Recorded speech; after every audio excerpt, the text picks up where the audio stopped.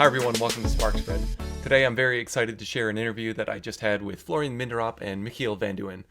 Florian and Michiel are the co-founder and finance director, respectively, of MisterGreen, which is a Dutch electric lease company. I think MisterGreen is very interesting for Tesla bulls, just as a case study on some of the things that we can expect to see out of Tesla when they offer the FSD subscription next year.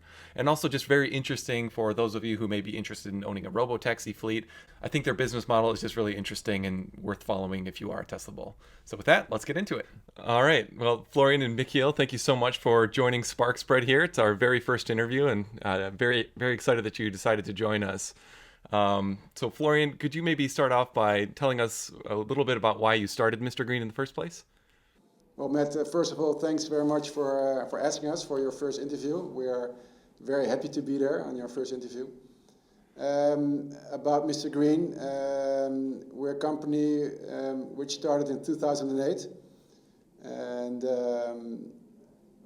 I'm from originality, I'm a banker, and I studied economics. And after economics, I went working for a bank, and after 2 years I started to look for the oil industry.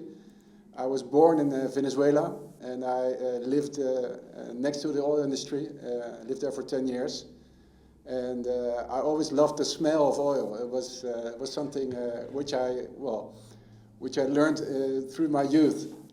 So I thought, let's do something for the oil industry, and let's work there. And I started working there, and I started to realize, well, this is not the industry of the 21st century. So after 2 years, I counted the Segway. I don't know if you know what the Segway is, but it's the standing pedestrian kind of scooter thing? Exactly, yeah. Yeah. And that was my first encounter with electric vehicles. So and then I learned to know my co-founder, Mark. He was doing stuff with electric scooters, and that was the beginning of MisterGreen. And so was kind of environmental consideration in going from oil to electric vehicles, was that a consideration back then for you, or did that piece of it come along later?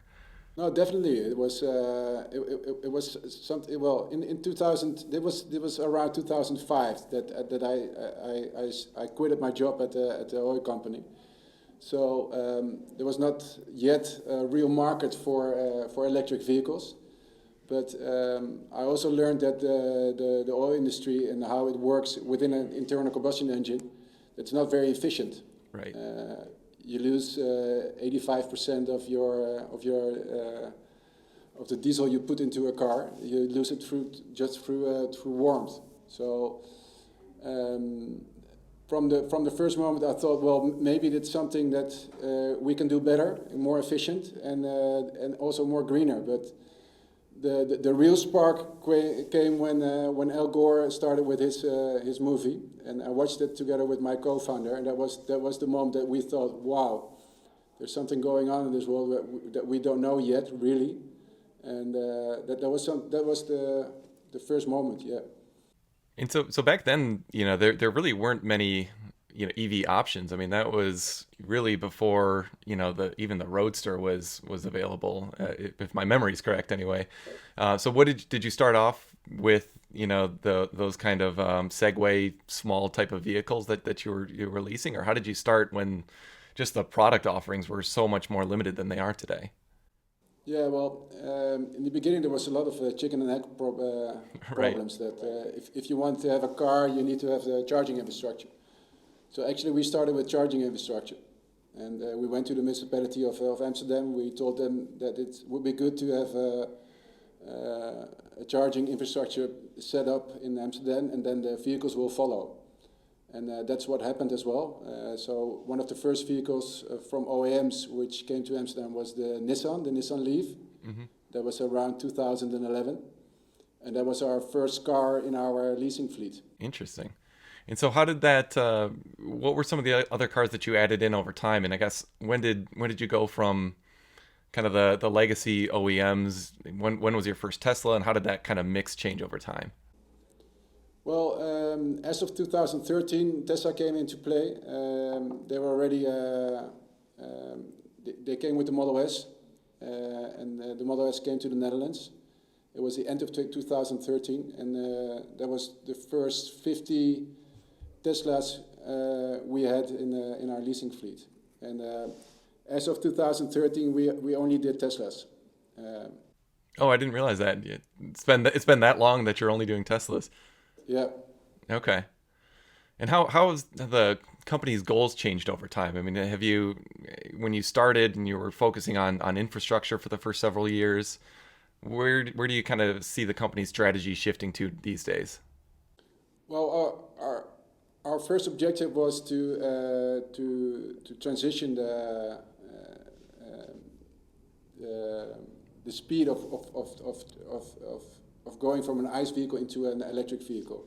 And of course, there were also plug-ins, plug-in hybrid electric vehicles. So very much in the same vein as Tesla's mission of kind of accelerating that transition was.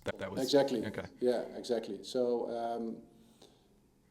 but in the first moment, we thought we're not going to do plug-ins, we're not going to do hybrids because it's going to be a transition phase. Mm-hmm. So our first focus was to do only 100% electric vehicles. So only battery electric vehicles. And at that time there was only like Nissan, Renault, and Tesla which were actually producing fully electric vehicles. Mm-hmm. So that was our first case. Next to the vehicles we also set up an infrastructure for fast charging. So we had like 12 fast charging locations within the Netherlands. So people who started to lease a car with us were also provided through us to charge anywhere within the Netherlands. Mm-hmm. And I think as of 3 years, we also decided to only do electric vehicles which are already outfitted with the hardware, which is capable of doing autonomous driving. So that's something which we're thinking of 3 years ago, and it's as of now we only do cars which are one fully electric and two who are capable of being an autonomous vehicle as well within a few years. And why is that autonomous capability, important from a strategy point of view? It all evolves around the business case. The business case of an autonomous electric vehicle is going to disrupt the business case as we are looking at right now. I mean, we're a leasing company, and a leasing company it depends a lot on the residual value of the car. Right. And we believe that an electric vehicle without autonomous features will have a lot lower residual value than an autonomous car. And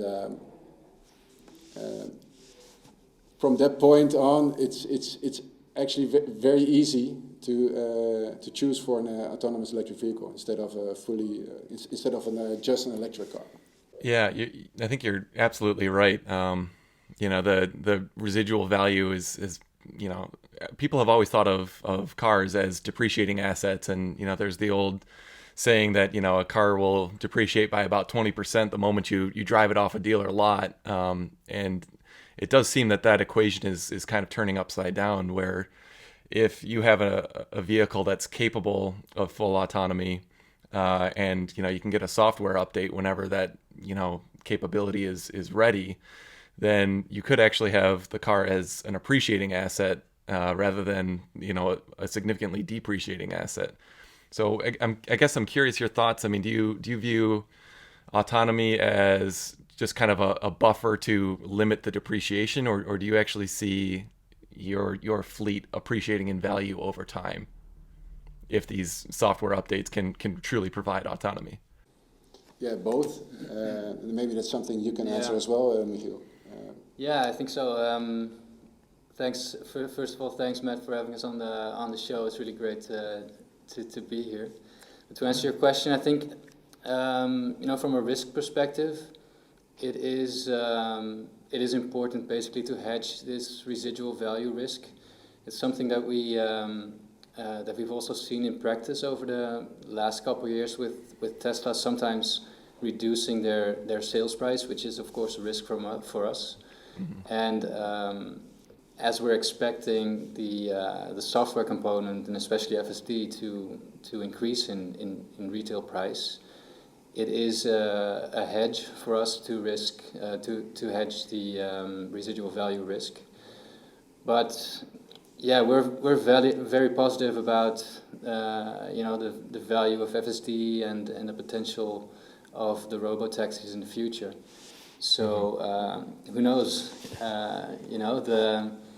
The NPV of a car that we currently own, which is about an average about 50-60K for a Tesla, might go up, and that will be a bonus for us in the end. And to a more extreme standpoint, it might actually be that there will no longer be any leasing companies once robo-taxis actually populate the streets, and that's something that we want to be prepared for as well. So from a risk standpoint too, I mean, you kind of see this technology being so disruptive that you couldn't even continue business as usual. But if I understand right, that owning this fleet of vehicles, and how many vehicles are in the fleet right now? We're currently close to 3,000. 3,000 Teslas. Wow. So and how many of those have FSD right now? About 750. Okay. Which is roughly a third of compatible Teslas, because we have some older models as well that don't have the needed hardware. Okay. So you have, a fleet of, 750 that have full autonomous capability paid for essentially right now.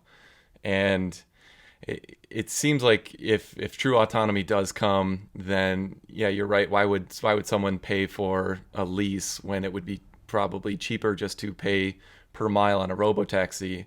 And then your thought is MisterGreen could transition to become a robo-taxi operator at that point. Is that kind of the overall goal? Yeah, that's right. It's kind of consistent with what has been my investment thesis in Tesla for a while, that full self-driving is just great as an interim I think boost for the company, just in terms of the profitability that will provide. The fact that they're selling it at $10,000 right now, and it's just boosting the margins by such a high degree. That's enough in my mind to justify the current valuation and then some of Tesla. But then you have this upside where if they really can figure out the technology, and the cars become appreciating assets, and they can sell the technology, the FSD package, for a much larger, or a much higher price, then you could actually see just a huge change, and it would do tremendous things for their valuation.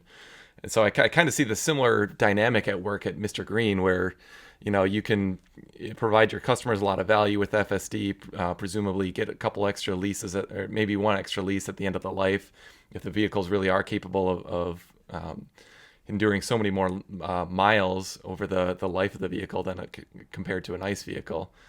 And then if Tesla does release FSD, then you can really transition your business model and presumably have higher margins, and your asset base would be worth a lot more. So it's a really interesting strategy that you have, and one I think is you guys are probably in a unique position to kind of comment on FSD, especially as a subscription. So I'd like to kind of get into that as well. So maybe in that thought, what do you charge for FSD right now? Could you kind of explain the pricing that you have and how you're thinking about that? So we have two pricing models. Our preferred one is a variable pricing model, which starts at €30 a month, and then that increases over time as Tesla is releasing new features for the software.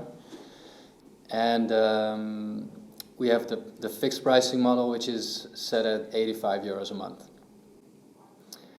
And that's based on the investment of the current pricing in the Netherlands is around 750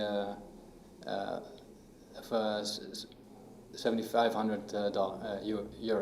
7,500 euros. Okay, so I mean, it strikes me as a pretty low price that you're offering right now. I think Elon has said in the past that from Tesla's perspective, he would like the upfront purchase option to be more attractive than the kind of monthly subscription that he has said that they plan on releasing in 2021. So what's the thought process behind such a low price that you guys are offering? Well, as we're expecting the price to go up, it's both of an investment thesis. So basically, you're buying an asset at a discount at the moment, which is consistent with what Elon Musk is saying. Mm-hmm. And the other part of the thesis is that the FSD feature itself is a little bit less rich than it is in the US. It doesn't have that much functionality as what you guys, especially in the beta version, have available. So it's also a price to get the customer on board, and also acknowledge that if the features improve, that means that the value of that feature in your lease contract can go up in price. So we're banking on the residual value, but also we want to onboard as many customers as possible at the current pricing, and basically fulfill our purpose as well. That we hope that every new Tesla in our fleet has the FSD option in it. So if your payback period is maybe a bit longer than what Tesla would experience for the subscription offering, you're banking on making up for that with your residual value. Is that right? Yeah, that's right. And for us, it's a little different compared to Tesla at first, but also compared to other leasing companies, because we plan to have every Tesla in our fleet for at least 8 years, which is a potential second or third lease term that we have time for to basically have the software, get the payback time in that 8 years, that maximum 8 years that we have the car in the fleet. Yeah. So we're taking that into account as well, thinking about the cost structure of the product, and then we can also lower the price a little bit. Okay. Yeah, and we also want to lower the bar for the customer to enjoy to see what happens with FSD, because it's still in a very early phase.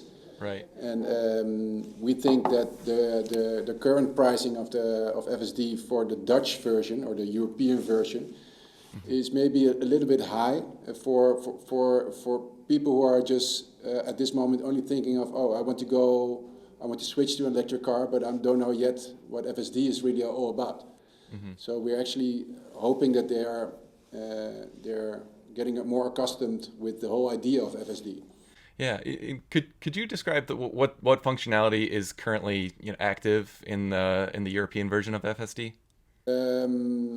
Maybe it's better if we say what's not available. But do you want to start off? What's available? It's basically a light version of what's available in the US. Not talking about the beta version, of course. Mm-hmm. So something that is different in the Netherlands compared to the US is that we have to move the steering wheel about every 20 seconds instead of, I think, a couple minutes or maybe even more in the US. More frequent nag on that front? Yeah. Okay. Yeah. And it asks you to confirm basically all the choices that FSD makes, so lane changes, merging, that type of thing. Mm-hmm. It's also less aggressive, so it's more of a conservative, very conservative, basically, the driving mode. So sometimes it doesn't let you merge on a busy highway, for instance. Okay. And it is the functionality primarily highways. I guess what is available on city streets currently? in the European Not version? a lot. No, Is there recognition at least of objects and traffic lights, and does Yeah. it render that and display that? Okay, but But you also, with traffic lights, you have to confirm that the traffic light is green or red. yeah, Or actually, you only have to confirm that it's green. okay. yeah, it basically stops Yeah. always. Yeah, So And you're not able to take roundabouts yet. yeah. mhm. But also 90-degree turns is not possible, so it asks you to take over them. And so And smart summon is not available. yeah, okay. So yeah, Elon, I think it was just last week, was commenting on how conservative the EU regulators have been on this front. So yeah, I'm curious what your thoughts are on does the regulatory framework within Europe provide some risk to you, and what are your thoughts on how that might change over time? Well, I think we basically think the same as Elon thinks. Hopefully, we think the same. Is that and with all the knowledge we gather with the data Tesla gators, the legislator will eventually see the data as well, and they will decide.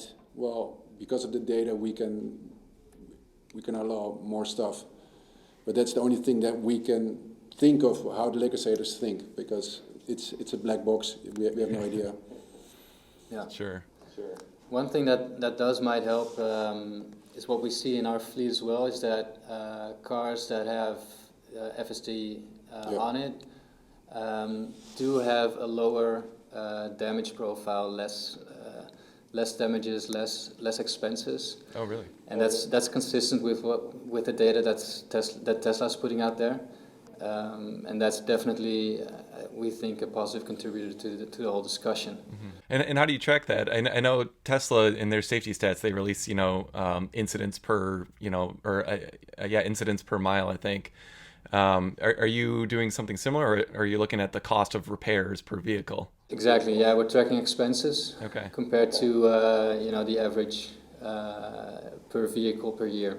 Okay. What has been the reaction of your customers to FSD? I mean, I would imagine with the more limited feature set, there's potentially less interest or even less knowledge. I think something I've seen even in the United States with friends I've spoken with who like electric vehicles, they just don't really understand the value proposition of FSD. But then once they experience it, the whole tune changes. So how do you kind of manage that customer education when you need to kind of do that up front in the beginning of a lease? Yeah. Yeah, it's difficult, and that's why we're lowering the prices in order for people to lower the bar to enter the FSD arena.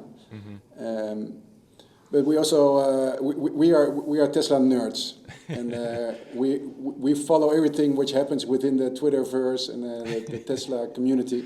That's why I was so interested in you for a long time. I'm definitely a Tesla nerd as well, and an FSD nerd too. So it's I think when I initially got connected with you, Florian, and we did that, that thread on the FSD take rate from your customers. At that time you had only done 2 weeks worth of marketing essentially, and you were able to convert 20% of your targeted fleet at that time, which was just absolutely astounding to me. And this was back at a time when nobody was really thinking of FSD as a subscription option, and really the value proposition that would have, certainly to you guys, but I think for most viewers, the value proposition that would have to Tesla. So I'm definitely curious your thoughts on what have you seen since then? That thread was just over a 2 week time. So what are some of the lessons that you've learned in that time since? Yeah, we actually did that that 20% upgrade around June. That's when we first came in contact with you as well, and we've basically tried to onboard our customers as good as we can with our videos, and also sharing the videos from the FSD beta upgrade in the US. So being a Tesla Twitter nerd is probably helpful then to kind of do some social marketing and educate your customers that way. Yeah, and we're also thinking about doing a driver's course to better understand what FSD is capable of and also what it's not capable of. This is something we've experimented with in the past, and was always a positive addition to our onboarding for electric vehicles. Like a hands-on kind of experience for the customers? Yeah, exactly. Oh, okay. And but up till now, it's mostly just sharing videos, sharing content, and educating our customers. And we've had I think mixed feedback, but overall positive around the upgrade. And since FSD beta got released, which was in October, I think, we did a second sales push with our customers, and we've upgraded another 3%, basically based on all the enthusiasm that came out of those videos on YouTube with the capabilities that are coming to the Netherlands eventually as well. So that was very positive. So and maybe to add on that we are always on the forefront, because we are these really enthusiastic about Tesla, that we always try to test it ourselves. Mm-hmm. We all drive a Tesla within the company. Everybody who has a car within the company drives a Tesla. We've been on road trips all through Europe in order to test the superchargers. And now we're testing FSD, and we're just showing the clients that it's possible, and it's not that scary, and that it's actually better and a safer drive. So what we always say here, that we have like a current through our veins instead of oil. So maybe it's that, I don't know, but we're just very enthusiastic about the whole technology shift which is happening, and which is really proving a lot of people wrong, that it's not possible, etc., etc. Yeah, I think that's one of the kind of consistent themes is there's just such a huge amount of education that's going on, even among EV enthusiasts of what this technology is capable of. And one of the reasons I love talking to you guys is because I think you're kind of giving a glimpse into the future of Tesla. I mean, if you started off with 20% take rates, when you just first introduced the subscription offering, and you're seeing that increase over time, and now I think what are the latest numbers that you are as a percent of the overall fleet? That's it's about a third, and a third. So that upgrade sales push in June was about 20%. But since June, we've also pushed our sales team to sell FSD right from the beginning as well, and we've grown our uptake rate to roughly 30%. For all your new customers, it's exactly, about 30%. Yeah. Wow, I think that's just one of the really misunderstood opportunities around Tesla is FSD, the historic take rate that they've disclosed is right around 25%, 27%.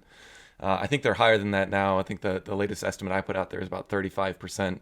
But that's even before there's a subscription offering. So if you guys are seeing, roughly a 1/3 uptake rate with the very limited feature set that's available in the Netherlands, I have to imagine that, with a more robust feature set and frankly with just greater customer awareness and education, that the real opportunity is potentially much larger. And so we could be talking about FSD take rates in the future of over 50%. And I think the implications of what that means, for you, for MisterGreen as a company, but also for Tesla as an investment are just pretty profound.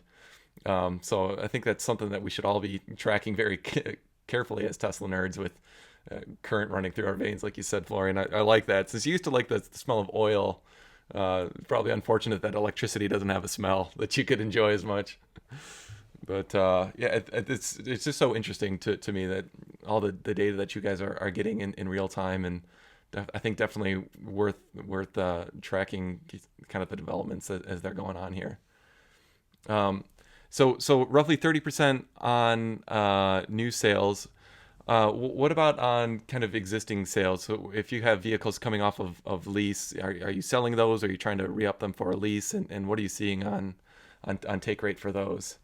Well, we're basically copying what Tesla is doing on their second-hand vehicles as well, which is what you showed us in your video. So we're trying to sell every vehicle that comes off lease. Mm-hmm. We're trying to get that into a second lease. Yeah. And if it has the right hardware, then we're also adding FSD to that vehicle as well and include it in the second lease. So for viewers who maybe haven't seen that one, we'll put a link in the description here. But basically, yeah, what I found out a couple months ago is just from looking at the used inventory on Tesla's website, they weren't giving customers the option of FSD or just plain autopilot. They were essentially attaching FSD on every used sale.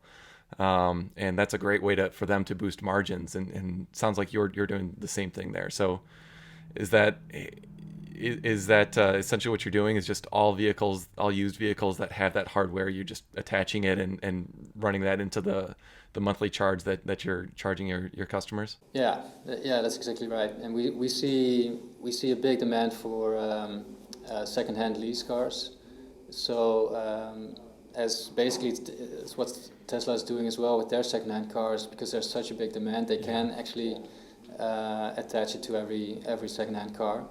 And that's basically what we are doing as well to boost our FSD sales. Yeah, I would imagine there's just, because of the ramp up that we've seen over time, there's probably a lot higher demand than there is supply. Is that what you're seeing? Right. Yeah, exactly. Yeah. So, and if that's the case, it's kind of a no-brainer to attach FSD and just get the customer to pay for that, so that you can enhance your margins going forward and have that capability in your assets. That's interesting. So, Michiel, I'm curious, around the financing of this. So you're selling FSD to your customers at a fairly low monthly subscription, but at a €7,500 price, that's a fairly high upfront investment. Do you have any issues kind of financing that uptake, or if you're trying to push more and more customers to opt for that upgrade, how do you finance that? Well, it's basically part of our current financing structure that we have in place for financing cars. So basically we attach the FSD is sold with the car, so it increases the value that we are able to finance through our banks and our lenders. And they're comfortable with that, increasing that asset value that they're lending against, just based on that FSD option. Yeah, that's interesting. Yeah, because we do sell it at a low price, but because we're able to use that car or utilize that car over the full length of 8 years, we do see enough upside to ultimately recoup our value of our investment, and that's what we have pitched with our financing partners, and they basically agreed to finance it along with the car. So we basically have a big buffer for future FSDs, and it's all included in what we already have in place. So I guess we're doing well there because we're a leasing company, and we have these large contracts with banks. Mm-hmm. So we can basically include it there, and as a Tesla is, it's a new Model 3 is 50-60 thousand euros. It's basically a 10% increase in investment cost, and we can finance it through our existing structure.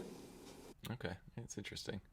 Yeah, I'm also curious with some of the older vehicles in your fleet. What are you seeing in terms of the miles or kilometers that you're able to get out of a vehicle compared to an ICE vehicle?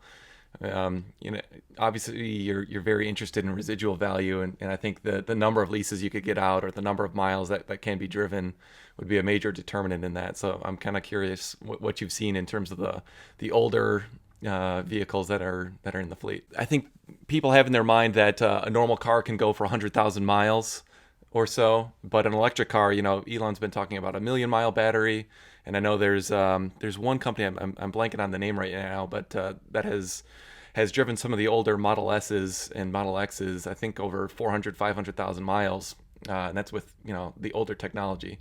So I'm curious, what have you seen on some of Test loop. Test Loop? That's right. Yeah, Test Loop. Yeah. Yeah, they've put out some really interesting information on both maintenance costs for the older vehicles and also on the mileage. So I'm curious if you've seen similar things in terms of maintenance costs and mileage. That was our number one reason to start a leasing company. That the dynamics of an electric car are totally different from an ICE car. Yeah. So the normal business model within the lease company is to lease the car out and then get rid of the car as fast as possible. Right. Because the maintenance cost will be higher than the finance cost. So in an electric vehicle, that's totally the way around.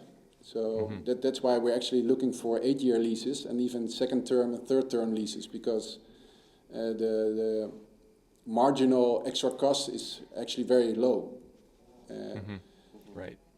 So and even with a battery which is only capable of 400,000 kilometers, if a battery is capable of doing 1 million kilometers or 1.6 million kilometers, then it's going to be a total different ballgame.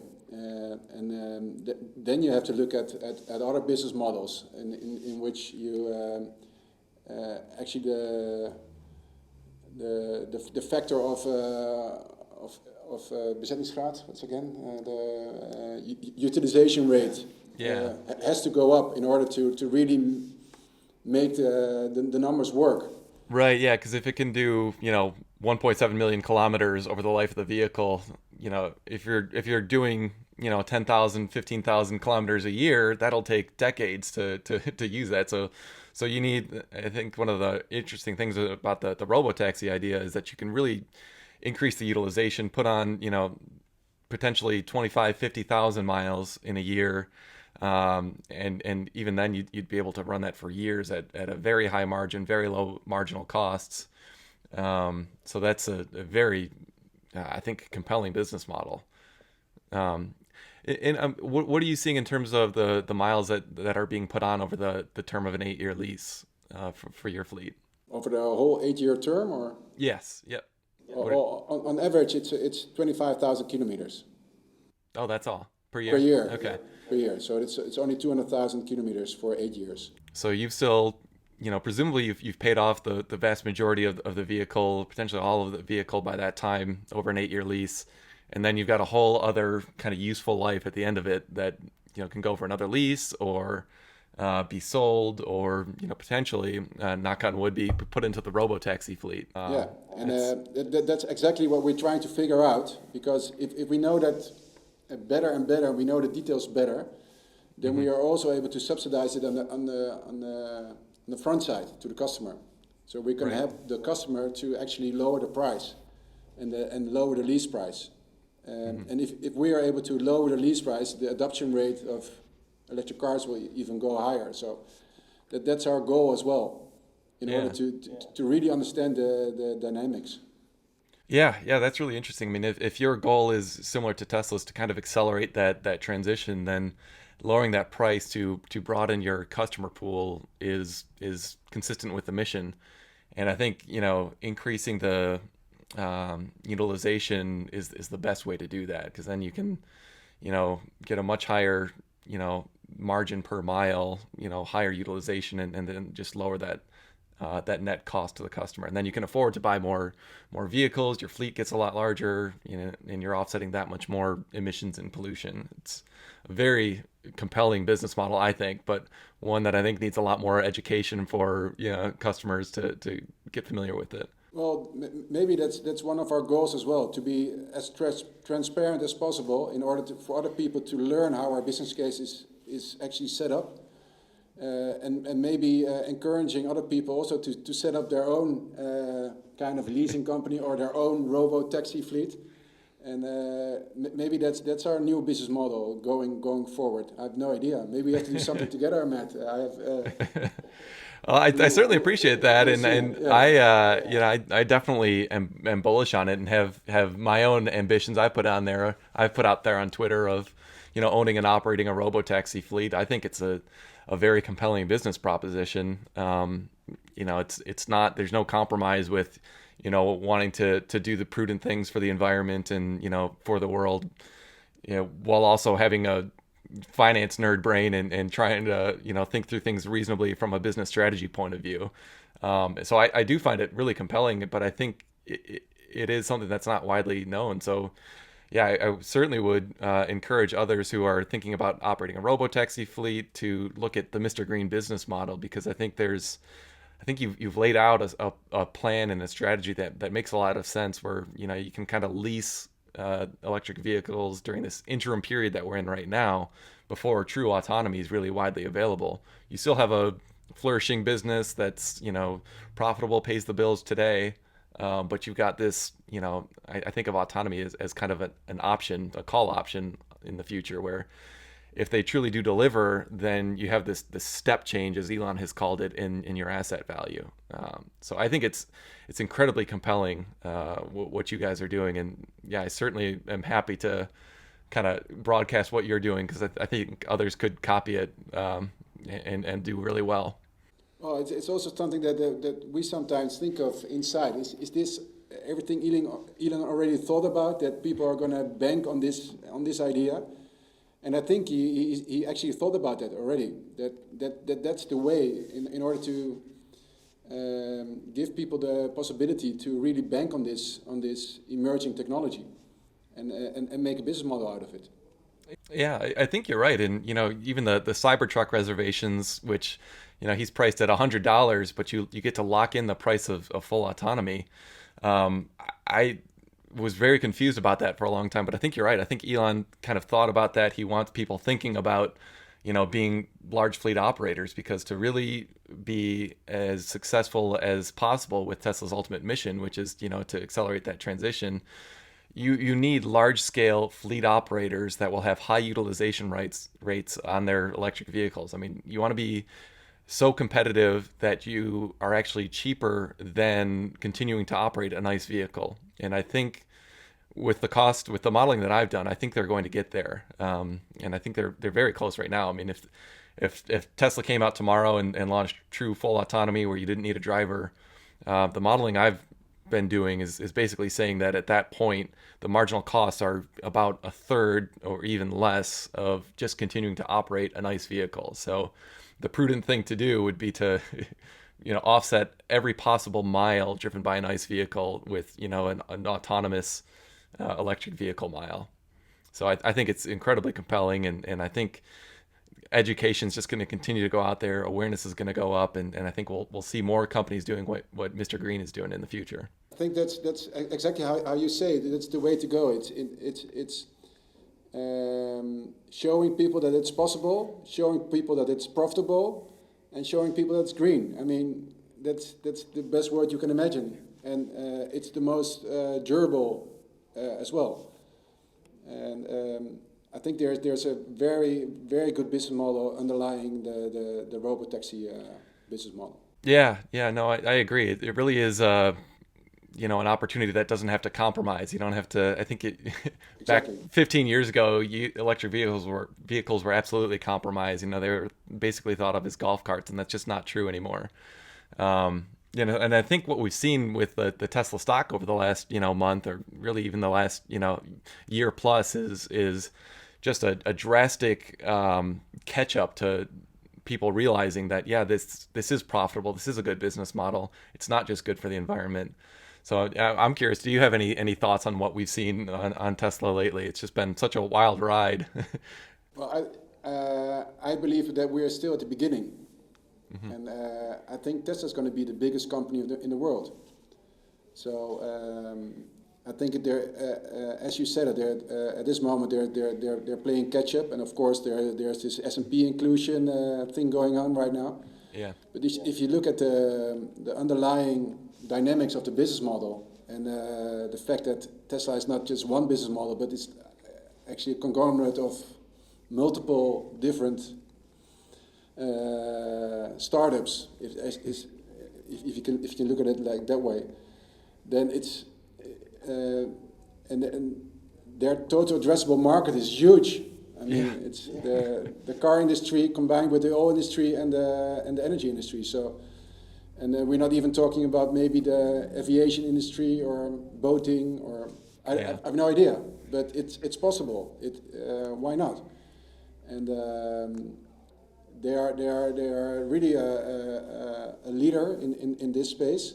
They have 20 years experience. So no, we're still very bullish, even at this Tesla price point of 650 as of this moment, something like that.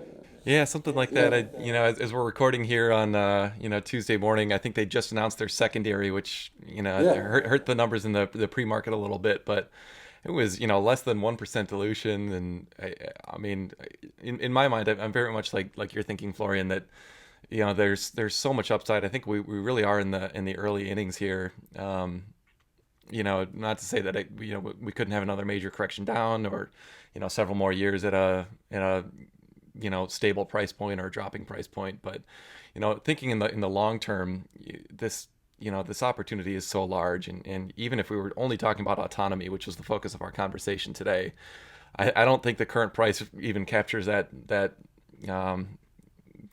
option. So I think we really are in price discovery mode right now, as I'm thinking about it. And frankly, I'm kind of happy to ride the coattails of Tesla. I don't want to be an Elon Musk and work 100 hours a week, and even if I had the capability, which I clearly don't. But in my mind, there's a great opportunity to have kind of business models like yours, that take advantage of the great things that Tesla is doing, and kind of ride those coattails to. As an early adopter, I think you're in a great position to, get the most value out of what Tesla's doing before there is wider recognition of it. So I personally love MisterGreen, love what you guys are doing, and I think it's so interesting for our viewers. At least I hope it is, just to kind of watch what you're doing with a pretty unique business model that I think, like you said, could be replicated. Yeah, well, thank you very much, Matt, for your kind words. Yeah, thank you both so much. I appreciate you, Florian and Michiel. Thank you for your time. Any final thoughts before we close it out? I did not expect the stock price to go up that big this year, but I think we're still at the beginning, and I'm very excited about the future, what FSD might bring, and what Tesla will bring to the table. I'm just very curious, and I'm following every move. Yeah, as am I. And we'll definitely be in contact over the future, and definitely want to follow Mr. Green and see how your story continues to unfold. So thanks so much for your time, Florian and Michiel. Definitely. We'll Thanks, Matt. see you next time. Yep. All right. Thank you. See you. Thanks. Bye-bye. Bye.